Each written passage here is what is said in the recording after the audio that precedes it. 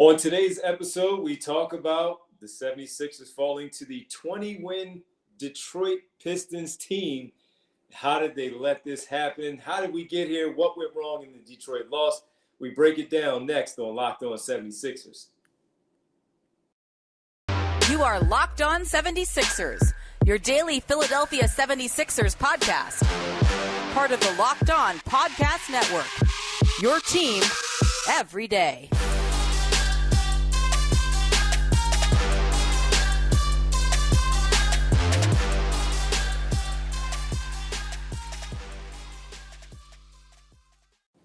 Oh, say it ain't so. The Sixers fall to the Pistons last night, 102-94. No longer the 20-win Pistons. They are the 21-win Pistons after defeating the 76ers. A lot to discuss. Welcome. You are Locked On 76ers. I'm Devon Givens of 97.5 The Fanatic Radio in Philadelphia, alongside my co-host and partner, as always, in Detroit, Keith Pompey, writer, Sixers beat writer for theinquirer.com. Keith, what's going on, man? Didn't see that one coming. Nah, I didn't. Like, as bad as they looked, I kept thinking it was like the Lakers game where they were just going to do enough to win. Then the fourth quarter came out, and you're like, okay, you can't stop Cade? Okay. Can't stop Sadiq Bey. Yeah. Can't stop the Sadiq. Yeah, it was like, whoa. It was, because Sadiq Bey was the guy who really killed them in the fourth quarter. Yes, he was. He was. We'll get into it all. First of all, thanks for making Locked On 76ers your first listen every day. And remember, Locked On 76ers is free and available on all platforms, wherever you get your podcasts, including YouTube at Locked On 76ers. Keith Pompey, Devon Givens with you. An 8-point loss where the 76ers were up by 6 points after the third quarter. And Keith, like you, I thought that this team with 7 games remaining, this one, 2 games against the Pistons, 2 against the Indiana Pacers, essentially locks, right? Especially this one coming up after the 2 consecutive losses to the Phoenix Suns on the road, Tuesday against the Milwaukee Bucks in Philadelphia at the Center. They were going to do what they needed to do. We talked about it when we previewed it in yesterday's episode of how you have to stomp this team early, get them out of the way. They're playing more confidently. While they're losing the games, they're in them. They're competitive. They're playing hard for Dwayne Casey. They have a young budding star player in Cade Cunningham. They have a nice mixture of a few other players as well. And they just play hard. And tonight, the Sixers let them hang around too long. I thought, like you, Keith, after the second quarter, after halftime, I thought going into the third quarter, up 4, all right, this is what they do. They go in the locker room. Doc Rivers gives his speech, his talk. The coaches, they figure everything out. They come out, double-digit lead by the end of the third quarter, let the starters play into the fourth quarter until about the 8-7 minute mark, done for the rest of the night. That's not what happened, Keith. Why? Because, man, it's like, I hate to say it, they're just not that good. Or I shouldn't say it that way. They just have too many flaws right now. Okay. A lot of people are saying it's because, they have to try to mesh people in, this and that. I think it's a little deeper than that because, I feel like, when you look at this team, it's the way it was beforehand. Yes, you have James Harden, but you have to get a lot of points from Joel Embiid to stay in the game. Unfortunately, Joel Embiid now is starting to commit the same amount of turnovers that he committed before. So that dooms him, right? But you look at it, it just seems as if that this team, you may say they overlooked the Pistons, and I do think that they did. But at the same time, you look at the thing, whenever they go up against young, athletic guys, they can't stay in front of them. That's what's happening. I mean, Cade Cunningham was killing them for 3 quarters. And then in the fourth quarter, Mr. Villanova, Sadiq Bey, start getting in the groove. So when I look at the 76ers, they have a lot of flaws. The flaws are in the fourth quarter. The flaws are untimely turnovers, a whole bunch of mistakes. And right now, the problem is that, everything was set up for them. This was supposed to be the easiest game on the schedule. And I know they played them in the season finale, right? But I don't expect any prominent players, or I I didn't agree. expect to play in that game. This was supposed to be the layup. This was supposed to be the game that after coming off of two losses to where you say back. And it just seemed like it's the same old thing over and over again that we've seen in seasons past where they just don't answer the bell when you need them to stick their foot in somebody's you know what. And I wouldn't even say that the answer would have been we are back. I mean, it's the Pistons, so you're supposed to beat that team. Do your job. But Keith, I'll expound on that a little bit more too. Some of the issues that I thought were there, and see if you agree. First of all, when you look at the field goal attempts and the field goal makes, they were 31. The Sixers were of 69. So 31 of 69. When I saw that number right away, I'm like, that's way too low for the attempts. Then you look at 7 of 26 from deep, and then 25 for 28 from the foul line. That's normal for the Sixers because of how much Embiid and Harden get to the foul line. But again, going back to the 31 of 69, then I went to the Pistons and they were 41 for 82. So not only did they make 10 more field goals, they had 13 more opportunities to make those field goals. And even though they were minus 15 in the free throws, they were plus 3 with the three-pointers, and as we mentioned, plus 10 with the field goal makes on the evening. So you knock that 15 off that you are already a minus 15 in, and you are a 23-point difference right there, which equals the 8. They made up for it by not getting the free throw. You cannot let a bad team like the Detroit Pistons, I don't care how good they've been playing as of late, how tough they've been playing, to go 50% from the floor. And then when you turn the ball over 15 times, that gives them those opportunities to get those buckets. And they did with 16 points off of their miscues, the Sixers. Now, also, the points in the paint, 54 to 44. And that goes directly to your point, Keith, of not being able to stay in front of anybody. Cade Cunningham, Kelly Olynyk, who we're normally looking at and saying he hurt the team because of his three-point accuracy on that particular night. He didn't attempt a three.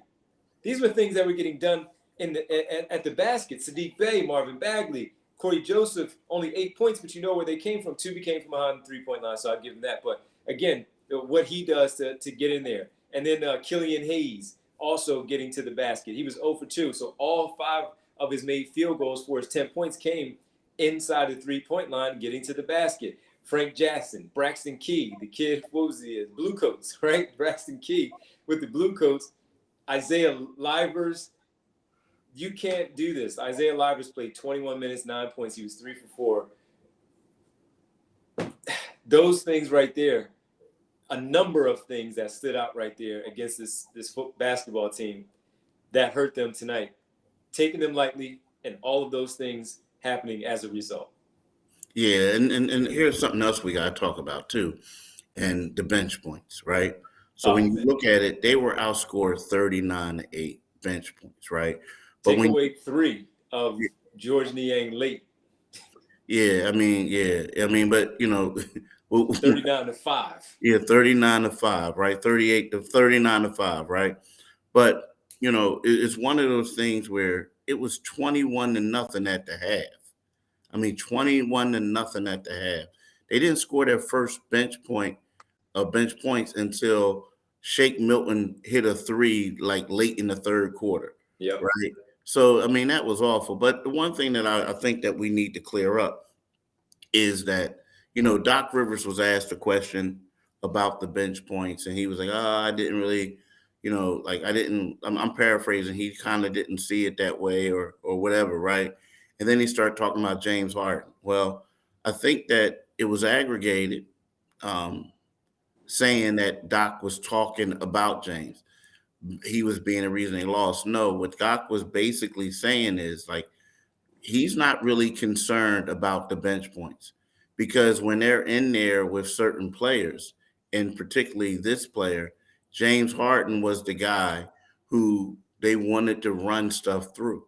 They want him to be more aggressive. They want him to do the scoring. So when you look at it, a guy like George Niang, right? They played 5 bench players. George Niang was 1 for 3. Shake Milton was 1 for 3. Dan was 0 for 3.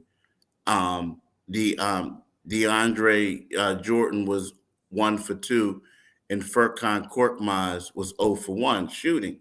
So when you look at it, Doc was trying to say, like, look, yes, they didn't score a lot of points, but they didn't get a lot of attempts because it was all about James. We wanted James to be the guy to run the offense through, and we wanted them to be role players. Now, I want to clarify that what Doc said.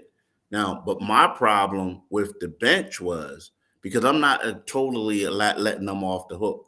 My problem was there were some opportunities where I looked at and I saw those guys to be open, and they could have been a little bit more aggressive. You know what I mean? Like, you have to take advantage. Like Danny, I love him, but there were a couple of shots. Those shots that he missed, he was wide open.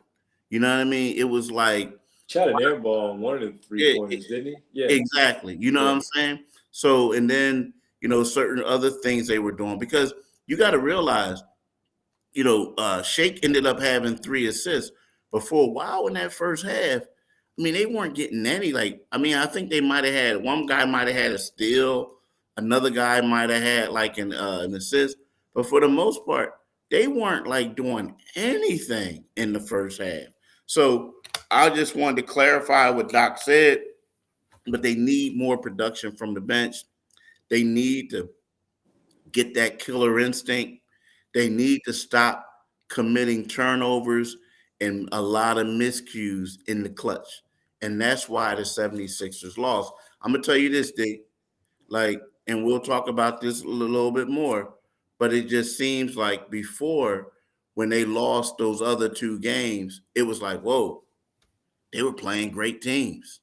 Nah, bruh, they got problems right now. Yeah, no, you can't lose to the Detroit Pistons and blown leads again. They were up by 8 points. It wasn't one that really ballooned to the double-digit lead like we saw in the Phoenix and Milwaukee games, and they were able to blow those leads and eventually take that L. We got to talk about it, Keith. That's next up. We need to talk about the blown leads and why that could become a problem during the postseason specifically, because they have 6 games remaining, 3 at home, 3 on the road. Next up, Charlotte on Saturday at the Center, 12:30 early start time, back-to-back on Sunday in Cleveland.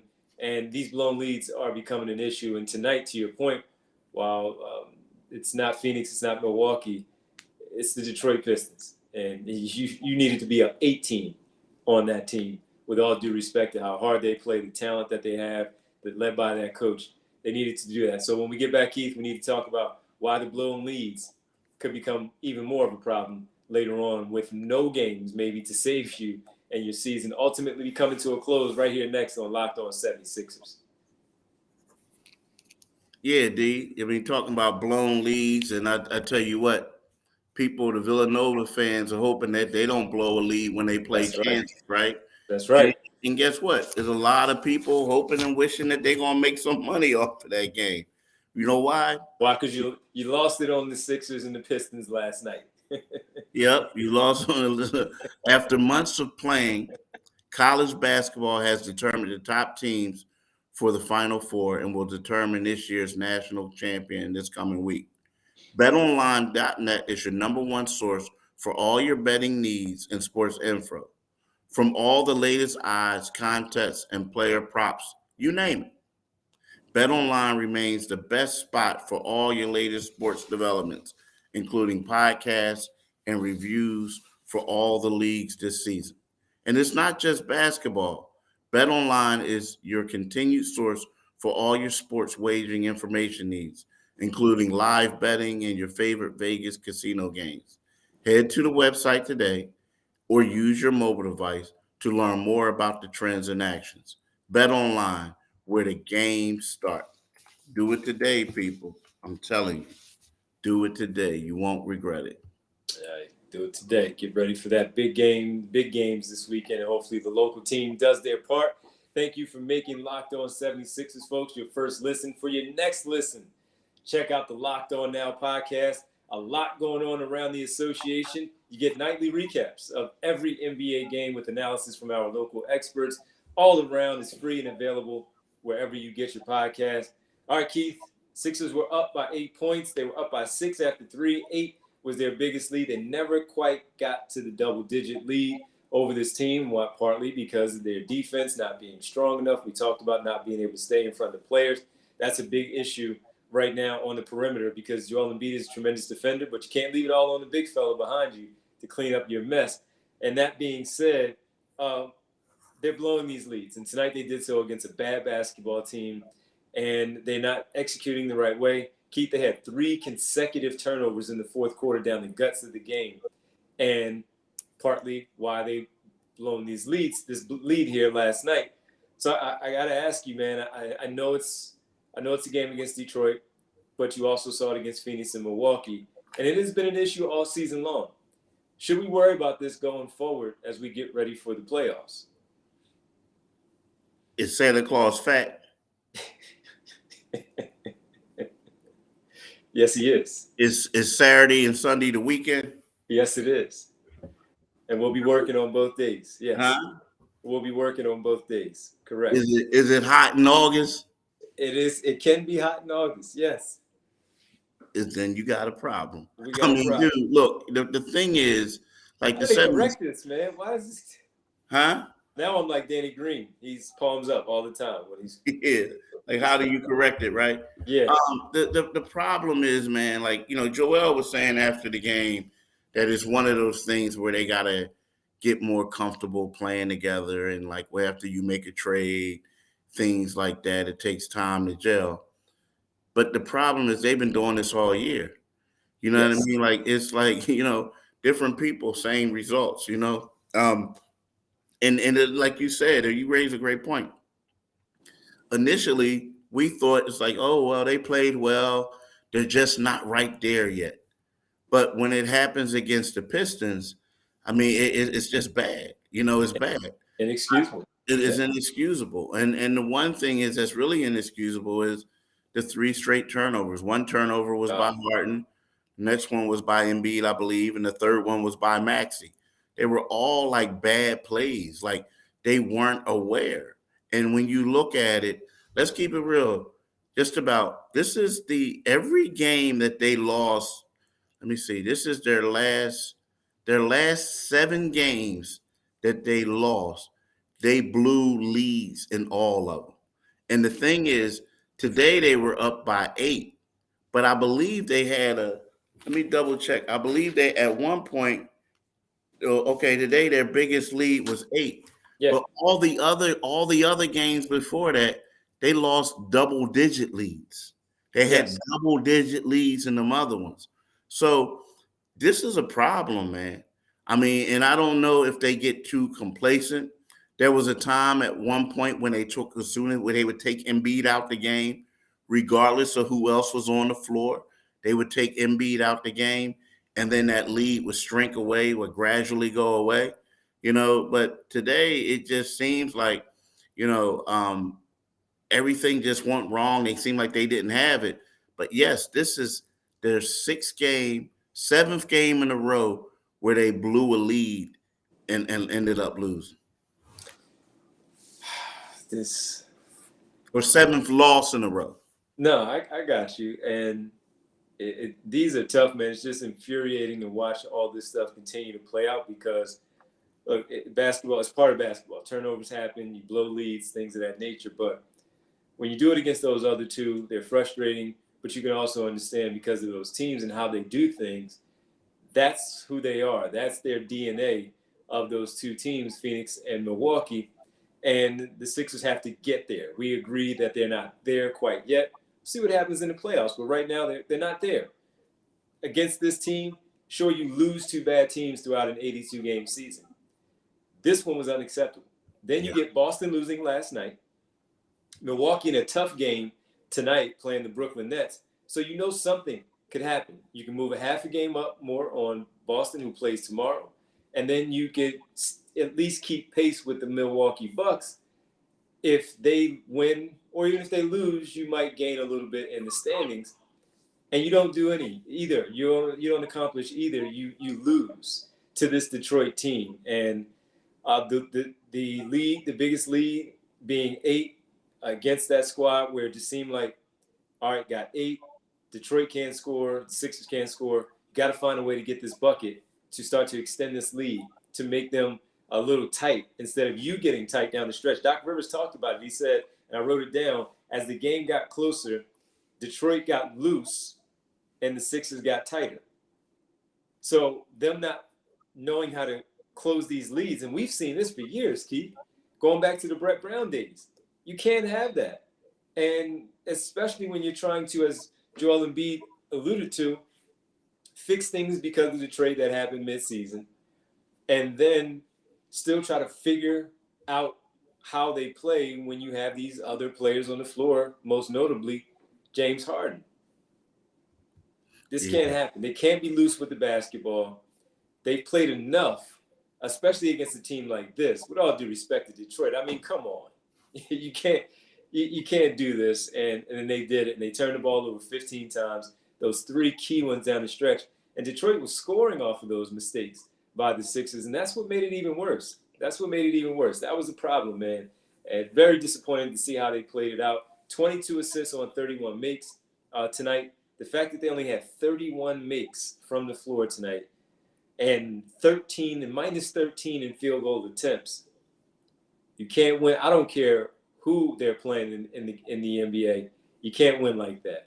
And we saw that as a result, they walk away with a loss. In the fourth quarter, Keith, to your point about the blown lead, they finally took their lead again, Detroit, in the fourth quarter, 90-87, when Isaiah Livers knocked down a 3. Later on, Sadiq Bey made a bucket, the three-pointer, 93-87. They were on a 14-2 run, were the Detroit Pistons. And those 2 points, if I'm not mistaken, were free throws by the Sixers. And they ended up on a 25-6 run to close the game out, Keith. Can't do it. Can't win like that, no matter how good or how bad the opponent is in the NBA. Part of that, Keith, is the point guard. A lot of people questioning. Last night, I took a lot of calls after the game. Sixers, I thought when they made the trade, they were getting a point guard. Well, they still need a point guard. That's some of the sentiment I was getting last night. In our final segment here, Keith, we need to talk about James Harden these last few games, because outside of that game against Milwaukee where he had a game-high 32 and a Sixers-high 32 for him in the uniform, down the stretch he struggled. We need to talk about him over these last few games and figuring out how he fits with this team right here, again, going forward as 6 games remaining, postseason in the very near future, like Locked On 76ers. Well, after a tough game like that and staying up late, Keith, again, getting up early in the morning, you want that snack. And for me, it has always been a pastry, or, I'm an adult. I can eat what I want. My mom can't tell me I can't have a candy bar. You said I'm an adult. In the morning. Okay. So now I'm messing with you. Now I got to go and get my Built Bar from the cabinet in the kitchen, because they have been a nice little thing added to my routine now every day. And for the people who are not familiar with Built Bar, it's a great bar that you replace with the candy bar, because it helps you out overall with healthy eating and how you're eating. And also, you got to try the Puffs. If you haven't tried the Puffs, you're missing out on one of Built Bar's best tasting bars. They are the first ever protein-infused marshmallows. They're fully fluffy. They're fully covered with chocolate, 100% chocolate, real chocolate. They're marshmallowy. They're not just a protein bar. They're a treat. Puffs are a fan favorite for those who have already tried them out. They're very good.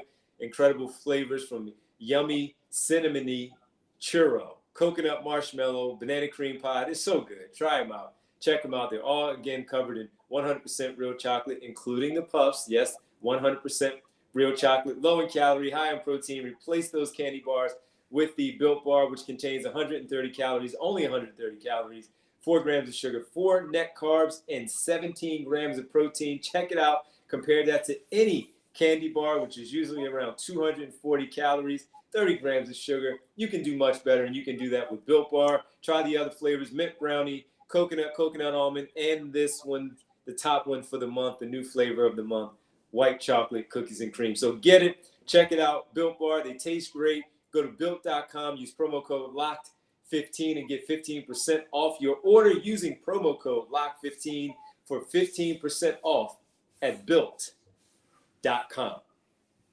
Go check it out. You're an adult. You can eat it when you want. Keith, we need to share these with some of the players to built.com because the bars, built bars, gives you more energy. And for some reason, they ran out of energy. It did not have the energy. Doc Rivers talked about that in the previous game, not having enough energy. And James Harden finished 4 of 15 after having, again, a superb game against the Bucks. 2 for 9 from beyond the three-point line. 8 for 9 at the foul line. Did give you 9 boards, 7 assists, 3 turnovers, 2 steals, 1 block shot for 18 points in 38 minutes and 4 seconds, which was a team high. Game high, actually. I know you're concerned. Who, me? Why? Yeah. You know what? Well, last few games? A little bit. I mean, yeah, I am. I mean, here's the deal. Like you said, he only. I will say this: the first 3 games that he played in, he was. I mean, he was hitting threes. He was doing everything, huh? Yeah, he was doing it all. He was doing it all, and then all of a sudden, it got to a point where he got into a little shooting funk. And then he had the one game, like you said, he had a game against, Milwaukee, against a quality team. And he looked good. He started struggling in the fourth quarter, though, now. He was 1 for 6 in that fourth quarter, I believe. Or no, he was 1 for 4. Well, tonight, he struggled. He shot 4 for 15? Like you said, he was 2 for 9 on threes. Yeah. And to be honest with you, I think a lot of it has to do with how they utilize him. There was a time when he was being a point guard. He was getting everybody involved. They ran the ball. He had the ball thrown. Him and Joel were dominant in pick and rolls. He got out and run. He was always steering Matisse to go towards the basket. He was getting lobs that way, Matisse was. Maxey was, getting open shots. Now, Tobias was struggling. But since then, it got to a point where we kept hearing them say, we want Harden to be more aggressive. He has to be more aggressive. And what they meant by is take more shots. The last couple games, dude, it's been a lot of dudes standing around. You see James Harden come, walk the ball up. He gets at the three-point line on a little curve where it curves a little bit. And he does that. Boom, boom, boom, boom, boom, boom. Boom, boom, boom, boom, boom, boom. And he steps back and he misses a 3. That's what happened. I mean, that's what it's been recently. So there's like no momentum. He's not and then he'll try to drive the lane and get the foul and then hope and pray that he gets the foul so he can, get it from the foul. Score from the foul line.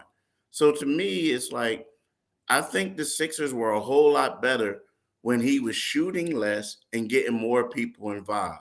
And right now, it looks like maybe it's the hamstring, maybe it's father time, but he doesn't look like the guy I saw 2 years ago. He doesn't look like the guy I saw even last year before he got injured with Brooklyn. So to me, it just seems as it's like, yes, there is a concern, but it's also, we really won't know what the impact of his hamstring is, and if it is the hamstring that's impacting him until next season. I agree there. Yeah. I'm here to tell you, it doesn't look good at times. And he's a great player. Look, man, he must have been frustrated because he blew off media availability after the game. So he kind of had to know that it's not going well.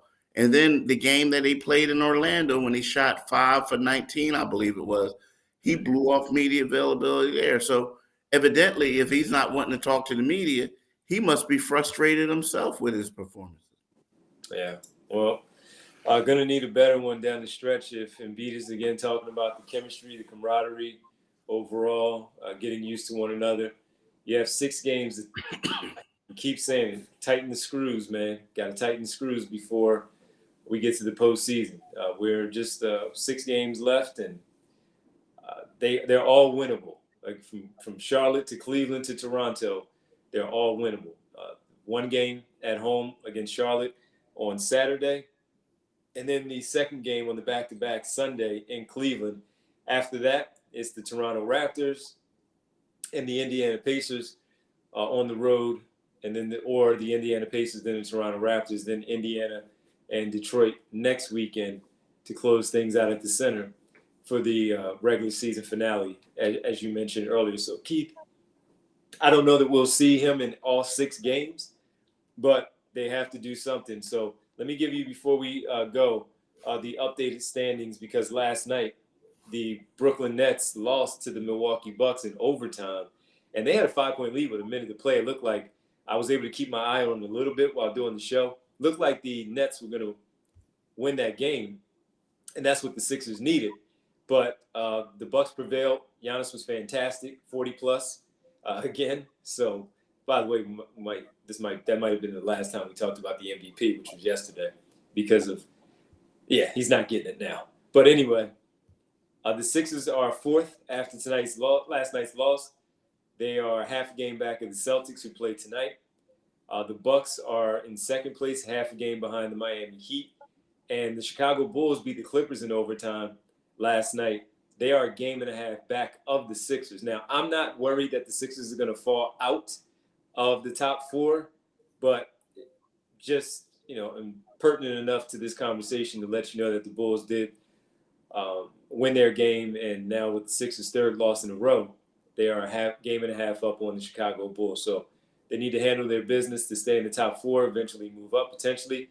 The Raptors are a half a game back of the Bulls. So the chances are the Sixers remain in that 3-4 area, and it'll probably be the Bulls or the Raptors in the first round if things remain the same, because the Raptors are now 2.5 games up on the Cavaliers. So it's going to be tough for them to catch up to the Raptors, in my opinion, with just these little amount of games left on the season, 6 to go for the Raptors as well. So that's just the updated standings for you and everybody else, Keith. I know you were busy writing the story, so I wanted to share that with you last night. That's what took place.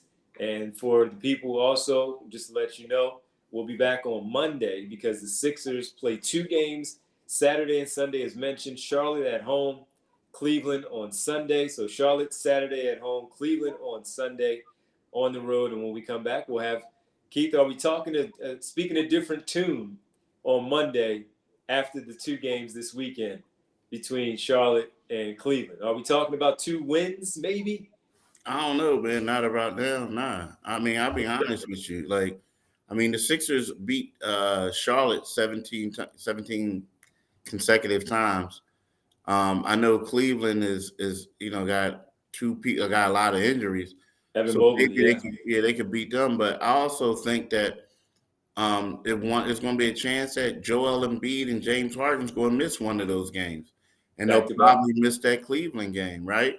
So, me personally, I think they're going to have their hands full against Charlotte. Charlotte's hungry. They're going to come in there and they hear all the stories about you can't beat the Sixers. I think that's going to be tough.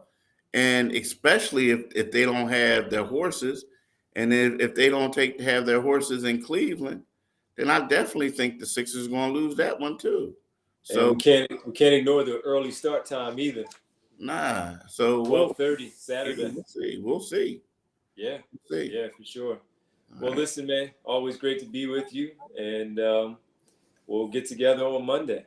This was definitely a tough one to talk about, but it is basketball, and we'll see how it all plays out. Keith, I want to thank everybody for making Locked On 76ers your first listen, checking us out every day. We appreciate it, and make sure, again, on Monday, you join us once again, early Monday, because we will be recapping Charlotte and Cleveland from the weekend.